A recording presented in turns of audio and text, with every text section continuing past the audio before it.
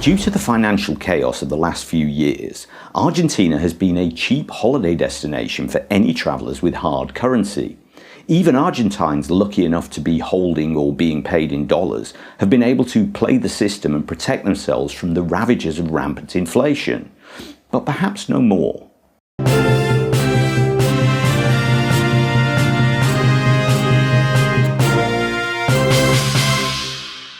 First, before my keyboard warrior followers start jumping all over statistics, this video is about how life feels on the ground and not how technocrat spreadsheets pretend things to be. So, for the last few years, and peaking during the tail end of the Fernandez presidency and the first few months of Milei's administration, there was this strange and useful phenomenon known as the blue dollar. I've made some videos about this before, but basically the blue dollar is a parallel exchange rate representing the black market value of the US dollar. This is created by restrictions on the availability of dollars due to central bank currency controls, which were brought in under the government of Mauricio Macri. The blue dollar has become the effective day-to-day exchange rate that everybody uses, and for a while it made everything very cheap for those holding dollars. At one point, maybe 18 months ago, the blue dollar was almost double the official value of the dollar, and people's desperation for US dollars made it very easy to access that rate anywhere. The everyday effect of this meant that even budget tourists visiting Argentina could stay in the best hotels, eat in the best restaurants, and generally live like kings.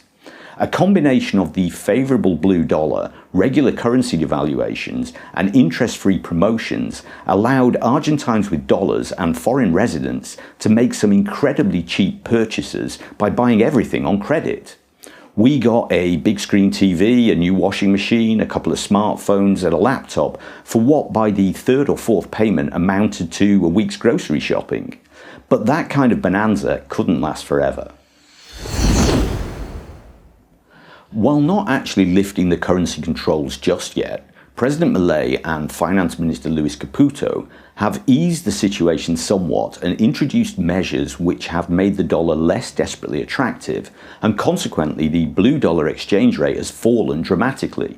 At the time of recording, it's within about 15% above the official dollar rate. Good news for the country, but not so great for those of us who'd become used to using the blue dollar as a protection against the still wild inflation. This very rapid change in fortunes is having some noticeable and surprising effects.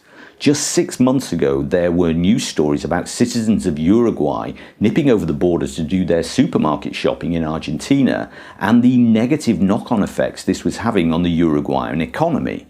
Then, just before Christmas, there was a report about 10-hour traffic queues of Argentines from Mendoza crossing the border into Chile to shop for branded clothes and cell phones in Santiago, because such imported goods were now so expensive in Argentina. Protectionist import tariffs have traditionally been high in Argentina, and this still hasn't gone away. Back during the Kirchnerist era in the 2000s, Amazon was being used as a way for the middle classes to circumvent taxes on expensive imported goods, like iPhones and laptops, so Amazon got thrown out of the country. Last month it was announced that Amazon was back making deliveries to Argentina. But having checked the site myself, the import duties haven't gone away, and everything is still about double what you'd pay in the USA. Until recently, the Argentine peso felt like monopoly money. Inflation in pesos ran far ahead of the central bank's ability to design and issue larger denomination bills, so it was common to see people paying for groceries with huge wads of 1,000 peso bills, worth about $1 each, but until quite recently that was the largest bill available. With tens and 20,000 notes now in circulation, such sites are becoming less common. The high value of the blue dollar effectively made the high inflation only in pesos. Prices of goods in dollars stayed pretty much the same. However, it seems that this parallel exchange rate is disappearing more quickly than inflation.